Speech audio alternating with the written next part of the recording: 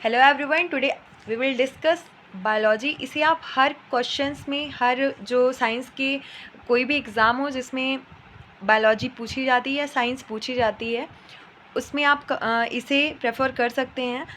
हम सबसे पहले बायोलॉजी पढ़ेंगे। बायोलॉजी के बाद अगर आपका रिस्पांस सही आता है तो हम फिज़िक्स और केमिस्ट्री को भी इसी तरह कवर अप करेंगे। मैं कोशिश करूँगी कि प्रीवियस ईयर में जो भी क्वेश्चंस आए हैं उन्हें भी इसमें इंक्लूड करूँ। इसके साथ ही कुछ एमसीक्यूज़ भी हम चैप्टर्स के एंड में लगाएंगे, जिससे आप ये भी जज कर सकते हैं कि आपके कितने क्वेश्चंस सही हैं और आपकी तैयारी कैसी है। तो आइए स्टार्ट करते हैं। साइंस में सबसे पहली जो हमारी ब्रांच है बायोलॉजी। जैसा कि हम फिजिक्स, केमिस्ट्री और बायोलॉजी पढ़ते हैं, तो हम सबसे पहले बायोलॉजी को कवर अप करने जा रहे हैं।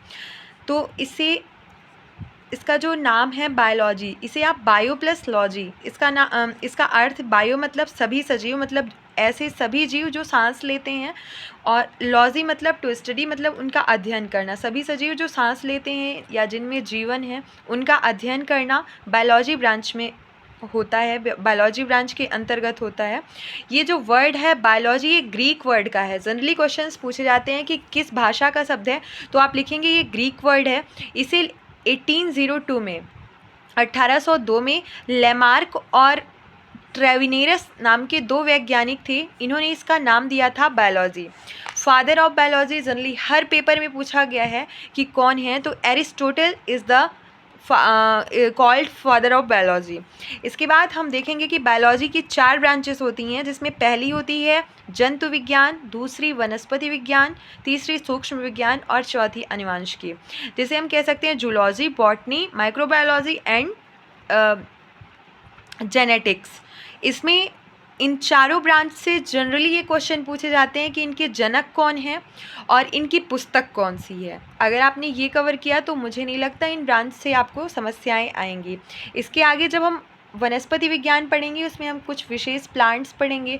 जब हम सूक्ष्म विज्ञान पढ़ेंगे उसमें हम बैक्टीरिया, वायरस, फंगस, ये सारी चीज़ें पढ़ेंगे। और जब हम अनुवांशिकी पढ़ेंगे तो अनुवांशिकी में कौन कौन से जो स्टेप्स होते हैं वो, और कौन कौन से लक्षण होते हैं जो जेनेटिक कहलाते हैं, और कौन कौन सी बीमारियां होती हैं जो जेनेटिक्स होती हैं, ये सारी चीज़ें हम कवर करेंगे जो क्वेश्चन में यही पूछी जाती। हमारा टारगेट ये नहीं है कि हम कितना पढ़ते हैं, हमारा टारगेट ये है कि एग्ज़ाम में क्वेश्चन कहाँ से आते हैं। हमें केवल एग्ज़ाम के पर्पज़ से, एग्ज़ाम क्लियर करने के पर्पज़ से इसे सॉल्व करना है, इसे पढ़ना है। तो हम शॉर्ट में आपको कोशिश करेंगे उसे कवर करने की।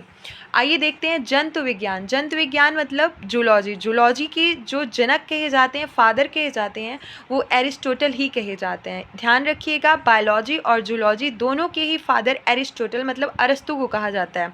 इनकी सबसे पेट बुक पूछी जाती है हिस्टोरी ऑफ एनिमेलिया की। जो एरिस्टोटल की कौन सी बुक है, हिस्टोरिया ऑफ एनिमेलिया, ये लगभग हर एग्ज़ाम में मेंशन होती है।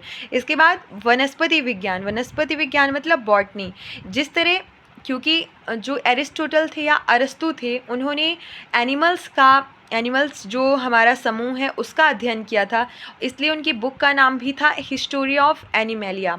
और जो फादर ऑफ बॉटनी थे वो कहे जाते थे थियोफ्रेस्टस, और क्योंकि उन्होंने वनस्पति के अंतर्गत हम प्लांट्स का अध्ययन करते हैं, पौधों का अध्ययन करते हैं, तो इनकी बुक का भी नाम था प्लांटेरियम। ठीक है, ये दोनों क्वेश्चन बहुत इंपॉर्टेंट हैं, इन दोनों की बुक्स पूछी जाती हैं, इन्हें आप ध्यान रखें।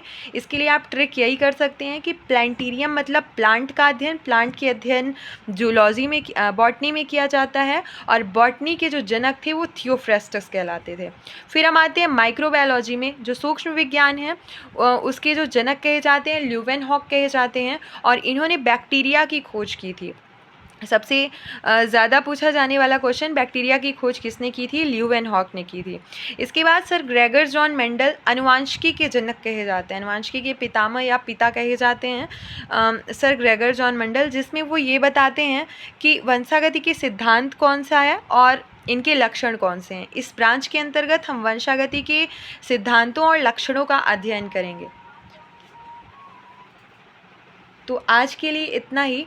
हम नेक्स्ट वीडियो में जानेंगे कि इसमें कौन कौन से क्वेश्चन पूछे गए हैं। Thank you.